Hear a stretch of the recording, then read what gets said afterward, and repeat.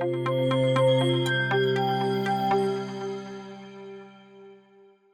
दोस्तों, बहुत बहुत स्वागत है आपका इकोनॉमिक्स हिंदी विद मैथ में। तो आज की वीडियो में हम करने वाले हैं यहाँ पर पूंजी निर्माण और निवेश।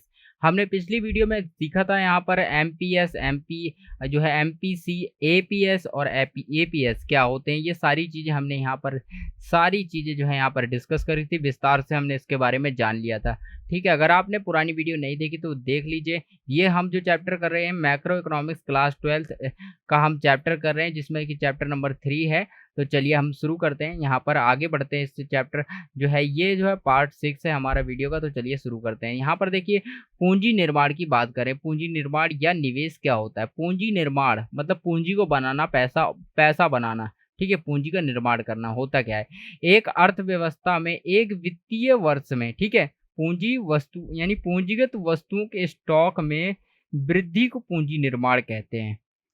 तो इसे हम अच्छे से समझते हैं। यहाँ पर क्या मतलब कहना क्या चाहता है कि एक वित्तीय अर्थव्यवस्था में यहाँ पर क्या होगा, यहाँ पर अगर मैं मान लूँ यहाँ पर एक घर है, यहाँ पर अब ऐसा करते हैं, यहाँ पर क्या चीज़ है, ये एक कमरा है। ठीक है, मान लीजिए या फिर ये तिजोरी है। ठीक है, ये क्या है, यहाँ पर इसके अंदर पैसा है, या आप यहाँ पर इसके अंदर बहुत सारा पैसा है, इसके अंदर भरा हुआ है।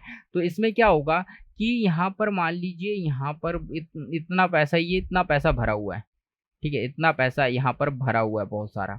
ठीक है, एक वर्ष हो जाता है, यानी एक वर्ष हो जाता है, टाइम बीत जाता है। एक वर्ष टाइम बीतने के बाद इस तिजोरी के अंदर और पैसा आता है और ये तिजोरी इतनी भर जाती है। ठीक है, पहले कितनी भरी हुई थी? इतनी भरी हुई थी। लेकिन जब एक वर्ष बीत जाता है, एक वित्तीय वर्ष, क्या एक यहाँ पर वित्तीय वर्ष, तो वित्तीय वर्ष की बात करते, एक वित्तीय वर्ष के अंदर, ठीक है, यहाँ पर जो भी हमारा पूंजीगत स्टॉक था, पूंजी में जो भी वृद्धि हुई है, वो हम कहेंगे यहाँ पर, उसे हम कहेंगे पूंजी निर्माण कहते हैं। जैसे कि मान लीजिए यहाँ पर 1 करोड़ रुपए यहाँ पर इस तिजोरी के अंदर थे। ठीक है, एक वर्ष बीतने के बाद यहाँ पर 1.5 CR हो गया, यानी 1.5 करोड़ हो गया। तो मतलब कहने का क्या मतलब हुआ कि यहाँ पर कितना होगा, एक वर्ष के अंदर हमने 0.5 CR करोड़ रुपए इसके अंदर हमने बढ़ा दिए। ठीक है, तो यहाँ पर क्या होगा, ये हमारा पूंजीगत स्टॉक था 1 करोड़ रुपए का, लेकिन एक साल के बाद, एक वित्तीय वर्ष के बाद हमारा जो है यहाँ पर ये तिजोरी के अंदर जो पैसा है वो 1.5 करोड़ हो गया, यानी यहाँ पर 0.5 करोड़ बढ़ गया। तो यहाँ पर हमारा जो बढ़ गया पैसा कितना हो गया, बढ़ गया। तो पहले कितना था, पूंजीगत स्टॉक जितना था वो था हमारा पूंजीगत स्टॉक, हमारे पास पूंजी थी। ठीक है, पूंजीगत स्टॉक था, लेकिन पूंजीगत स्टॉक में परिवर्तन हो गया। ठीक है, पूंजीगत स्टॉक में परिवर्तन जितना हुआ उसे हम क्या कहेंगे, निवेश कहेंगे। तो यहाँ पर पूंजी निर्माण कहते हैं। तो कितना बढ़ा ये, यहाँ पर 0.5 बढ़ा है। कितना बढ़ा है, 0.5 करोड़ बढ़ा है। तो जितना बड़ा होता है उसे पूंजी निर्माण कहते हैं। तो यहाँ पर कितना निर्माण हुआ पूंजी का, पहले 1 करोड़ था, हमने कितना निर्माण और कर लिया, कितना बढ़ा लिया, हमने 0.5 करोड़ और बढ़ा लिया। ठीक है, तो यानी आधा और बढ़ा लिया। ठीक है, तो इस तरह से हमने क्या किया, अपने पूंजीगत स्टॉक में वृद्धि की। तो इसे हम पूंजी निर्माण कहते हैं। तो आई होप दोस्तों आपको ये क्लियर हो गया होगा क्या होता है। ठीक है, तो इस एग्जांपल से मैंने आपको समझाने की कोशिश की है। तो यहाँ पर आपका यही होता है कि पूंजी निर्माण, इसमें ये हो जाएगा। तो यहाँ पर क्या हो गया कि एक अर्थव्यवस्था में एक अर्थव्यवस्था भी होनी चाहिए। ठीक है, एक अर्थव्यवस्था में एक वित्तीय वर्ष के अंदर, जैसे कि एक साल मैंने लिया, वो वित्तीय वर्ष मतलब एक वित्तीय वर्ष के अंदर पूंजीगत वस्तु में स्टॉक में वृद्धि, पूंजीगत वस्तु के स्टॉक में वृद्धि हो जाए। ठीक है, अगर मान लीजिए यहाँ पर इस तरह का एग्जाम्पल भी ले सकते हैं। अगर एक यहाँ पर फैक्ट्री है, ठीक है, फैक्ट्री है, हमारे पास फैक्ट्री है और फैक्ट्री के अंदर मशीनें लगा रखी हैं और मशीनों की संख्या बढ़ जाए, तो यहाँ पर वो भी क्या है, एक तरह से निवेश या पूंजी निर्माण ही कहलाएगा। अब हम देखते हैं यहाँ पर इसके 2 प्रकार के होते हैं। ये एक होता है प्रेरित निवेश और दूसरा होता है स्वतंत्र निवेश। क्या होता है, एक होता है प्रेरित निवेश और दूसरा होता है स्वतंत्र निवेश। अब ये देखते हैं प्रेरित और स्वतंत्र निवेश क्या होता है। तो यहाँ पर पहला जो हमारा प्रेरित निवेश, अब ये क्या होता है, प्रेरित निवेश वह निवेश होता है, यहाँ क्या है, प्रेरित निवेश वह निवेश है जो लाभ कमाने की भावना से, ठीक है, यानी प्रेरित होकर किया जाता है, प्रेरित होकर किया जाता है। मतलब प्रेरित निवेश क्या होता है, एक ऐसा निवेश होता है जो कि लाभ कमाने के लिए, लाभ कमाने की भावना में आकर के प्रेरित होकर, मतलब उत्साहित होकर प्रेरित हो गया कि मान लीजिए एक व्यक्ति है वो पैसा कमा रहा है, तो उसको देखा और हमने भी क्या किया, हमने भी उसी तरह पैसा लगा दिया कहीं पर, जिससे कि हम पैसा और बना सके, हमें लाभ हो सके, ठीक है। तो यहाँ पर लाभ कमाने की भावना से जब प्रेरित होकर निवेश किया जाता है तो उसे प्रेरित निवेश कहते हैं, ठीक है। इसका आय से सीधा संबंध होता है, ठीक है, ये आय का क्या होता है, आय, प्रेरित निवेश का आय से सीधा संबंध होता है, ठीक है। तो यहाँ पर क्या है, प्रेरित निवेश का मतलब क्या होगा, सीधी सी बात है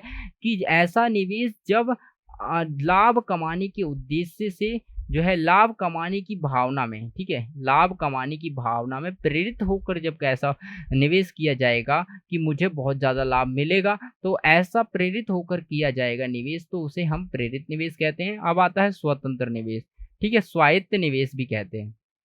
अब आता है स्वायत्त निवेश, वह निवेश होता है, क्या होता है स्वायत्त निवेश, वह निवेश है जो आय के स्तर में परिवर्तन से प्रभावित नहीं होता, मतलब आय के स्तर से परिवर्तन से प्रभावित नहीं होता, आय कितनी भी बढ़ जाए लेकिन स्वायत्त निवेश नहीं बढ़ने वाला, मतलब स्वतंत्र निवेश नहीं बढ़ने वाला। मतलब कैसे नहीं बढ़ने वाला, जैसे कि आय है, यहाँ पर जैसे हमने देखा था प्रेरित निवेश, जैसे आय बढ़ेगी तो हमारा निवेश भी बढ़ जाएगा, क्योंकि आय से हमारे पास पैसा ज़्यादा आएगा, और जब पैसा ज़्यादा आएगा तो ये आय भी बढ़ेगी। तो यहाँ पर आय अगर बढ़ेगी तो यहाँ पर प्रेरित निवेश में हमारा जो है निवेश भी बढ़ेगा, ठीक है। तो यहाँ पर यही कहने का मतलब, अगर आय अगर बढ़ी तो हमारा जो निवेश भी है बढ़ेगा, आय अगर बढ़ेगी निवेश भी बढ़ेगा, लेकिन यहाँ पर इस स्थिति में बढ़ेगा, ठीक है, प्रेरित निवेश में बढ़ेगा, लेकिन यहाँ पर ऐसा नहीं होगा, यहाँ पर ऐसा नहीं होगा, क्यों, आय के स्तर में परिवर्तन, अगर आय के स्तर में परिवर्तन होता है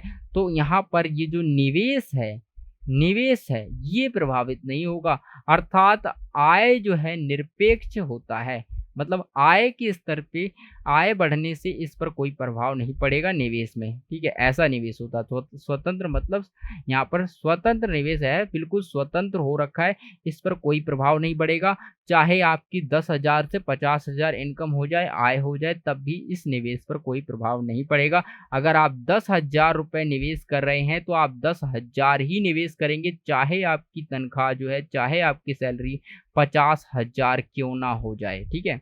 तो यही मतलब है इसका। उसके बाद है नियोजित बचत। नियोजित बचत क्या होती है, अब यहाँ पर शब्द से ही पता चल रहा है नियोजित बचत क्या होती है, कि यहाँ पर देखिए, यहाँ पर हम पढ़ लेते हैं पहले, उसके बाद मैं आपको बता दूंगा। एक अर्थव्यवस्था की सभी गृहस्थ यानी बचतकर्ता, ठीक है, बचतकर्ता एक निश्चित समय अवधि में आय के विभिन्न स्तरों पर, ठीक है, जितनी बचत करने की योजना बनाते हैं, नियोजित बचत कहलाती है।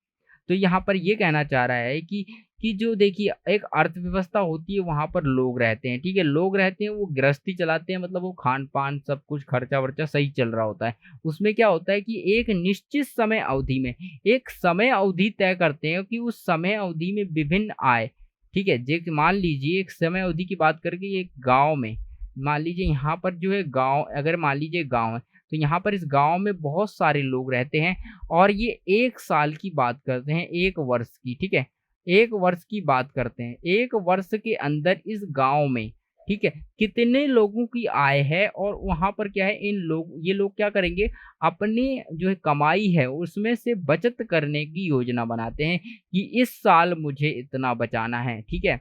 तो मान लीजिए अगर ये 10,000 कमाता है, तो यहाँ पर 1 साल में इसकी जो है यहाँ पर कमाई जो है 1,20,000 रुपये हो जाती है, ठीक है, 1,20,000 रुपये हो जाती है। तो ये पहले से प्लान कर लेते हैं कि मुझे कितने पैसे बचाने हैं 1,20,000 में से, कि मैं यहाँ पर जो है अपने 20,000, यहाँ पर मान लीजिए कि 30,000 रुपये आपने बचाऊंगा, 1 साल में 30,000 रुपए मुझे बचाने ही बचाने हैं, 30,000 रुपए, ठीक है?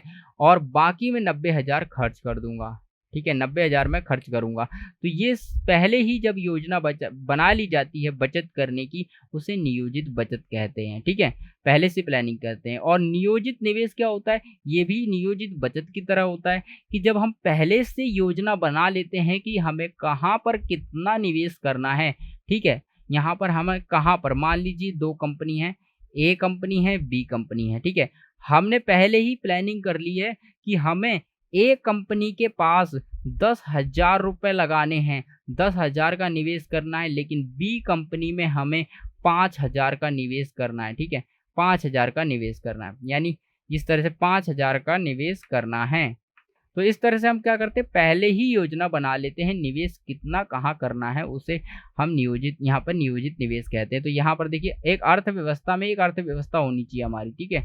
अर्थव्यवस्था होनी चाहिए और सभी निवेशकर्ताएँ जो है, निवेशकर्ता जो होते हैं, आय के विभिन्न स्तरों पर जितना निवेश करने की योजना बनाते हैं, उसे नियोजित निवेश कहते हैं, ठीक है? तो आय तो भिन्न-भिन्न होती है ना, तो आय के यानी विभिन्न आय के स्तरों पर वो निवेश करने की योजना बनाते हैं जितनी, उसे यहाँ पर क्या कहते हैं, यहाँ पर नियोजित निवेश कहते हैं। तो आई होप दोस्तों यहाँ पर नियोजित निवेश भी क्लियर हो गया, ठीक है? तो यहाँ पर हमने कितने टॉपिक क्लियर कर लिए, यहाँ पर प्रेरित निवेश क्या होता है, स्वतंत्र निवेश, यहाँ पर 4 टॉपिक कर लिए। चलिए दोस्तों, अभी हम जो है इसके आगे की जो वीडियो अब नेक्स्ट पार्ट में देखेंगे। हम इस नेक्स्ट पार्ट में सीखेंगे वास्तविक बचत क्या होती है, वास्तविक निवेश क्या होता है, आय का संतुलन स्तर क्या है, पूर्ण रोजगार क्या है। तो ये सारे जो टॉपिक हैं, 4 के 4 टॉपिक ये नेक्स्ट वीडियो में कवर करेंगे। तो इसका नेक्स्ट पार्ट ज़रूर देखिए। तो चलिए अब हम मिलते हैं नेक्स्ट वीडियो में।